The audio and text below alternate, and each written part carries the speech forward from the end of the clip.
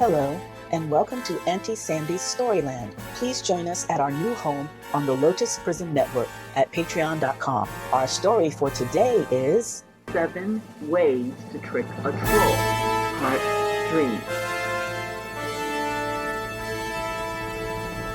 3. Troll Weakness 3. Sunlight turns trolls to stone. Trolls usually live inside mountains to avoid the sun. They like to kidnap girls to keep house for them and to rub their heads and comb their hair. This is very unpleasant to do, but it does make trolls quite docile and easier to trick. You may be able to fool a troll into going outside when the sun shines. Then he'll turn into stone and you can get away. This is a useful trick in many circumstances.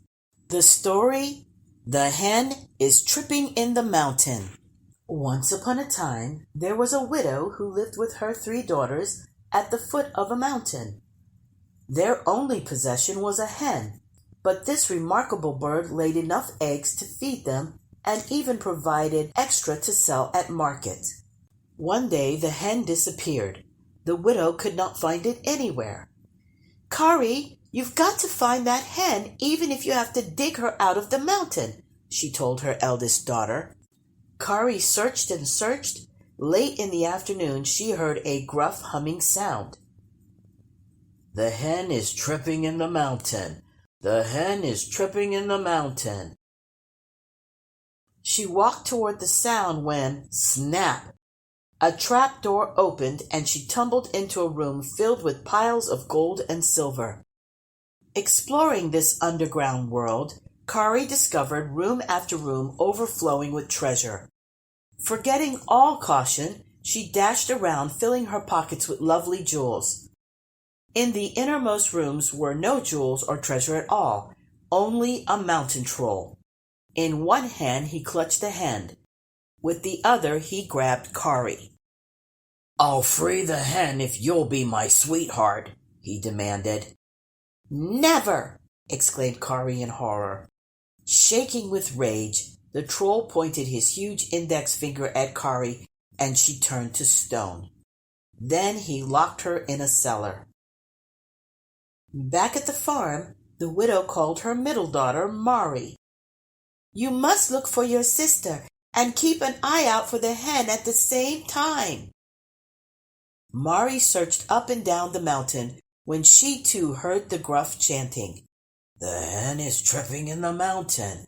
The hen is tripping in the mountain." Mari crept toward the sound when, snap! The trap door opened and she fell into the same mountain chamber. After searching all the rooms, she too arrived at the innermost chamber. "I'll free the hen if you'll be my sweetheart," demanded the troll. Mari shook her head, so the troll turned her to stone and placed her next to her sister. The widow waited for her daughters. Finally she said to Guri, her youngest, "Now you'll have to look for your sisters. You can always look for the hen at the same time." Guri searched and searched. Toward the end of the day she heard a rumbling song. "The hen is tripping in the mountain. The hen is tripping in the mountain." Just like her sisters, Guri fell through the trap door. But she took her time investigating the different rooms and did not touch the jewels. So much treasure could belong only to a mountain troll. As she explored, she came across the cellar door, and inside she saw 2 life-size statues, the exact likenesses of her sisters. Now she knew what had happened. She sauntered boldly into the last chamber where the troll sat clutching the hen. "I'll free the hen if you'll be my sweetheart," he bellowed. "Gladly," answered Guri. This so pleased the troll that he gave Guri everything her heart could desire: gold and silver, sparkling jewels, and dresses made of fine silks and embroidered with pearls and precious diamonds. "The entire mountain castle is yours. Only stay away from the cellar. There is nothing there for you," he warned. Several days passed when a billy goat fell through the trap door. "Begone, you silly animal!" roared the troll, and pointed his finger at the goat. "Why did you do that?" complained Guri, looking at the stone animal. "I could have played with that goat." "Don't sulk.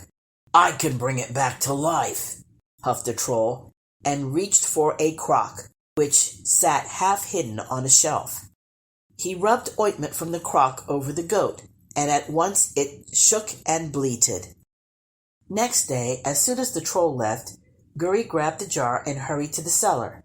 As she rubbed ointment over Kari and Mari, both came alive but trembled with fear. "Don't worry," Guri said. "I have a plan." She placed each girl inside a trunk and fastened the lock securely. Then she put on a pretty dress and waited. When the troll returned, she smiled sweetly and said, "Dearest, you look tired and your hair is all tangled. Let me rub your head and comb your hair." This pleased the troll, and he grew gentle. "My dear, is there not something I can do for you in return?" he grunted. "I have gathered some things for my mother. Will you carry this chest to her cottage this evening?" she added sweetly. "Promise not to look inside, for I would be embarrassed if you saw the sort of silly women's trinkets I am sending her." The troll chuckled. He took the chest with Kari inside and carried it to the old widow's cottage. When he returned, Guri once again put his head in her lap and rubbed it until he became gentle. "I know it made you happy to carry the chest to my mother. Will you make 2 more journeys for me? The chests are really not that big, and my mother's need is great. If you do these errands, I shall never ask for anything again." The troll picked up the chest with Mari. "Supper will be ready when you are finished," called Guri as he left. Quickly she gathered treasures and placed them inside a 3rd chest, leaving room on top. Then she fashioned a doll of straw, dressed it in her own clothes, and set this straw girl beside the fire. She tied a ladle to its hand so that it looked like she was cooking supper. Finally, Guri climbed into the 3rd chest. When the troll returned, he picked up the chest, but oh, this one was much heavier. "I wonder what my sweetheart has put into this chest. I'll just take a little peek," he rumbled. "Don't look inside. Remember, you promised me," said Guri in a voice that sounded like it was far away.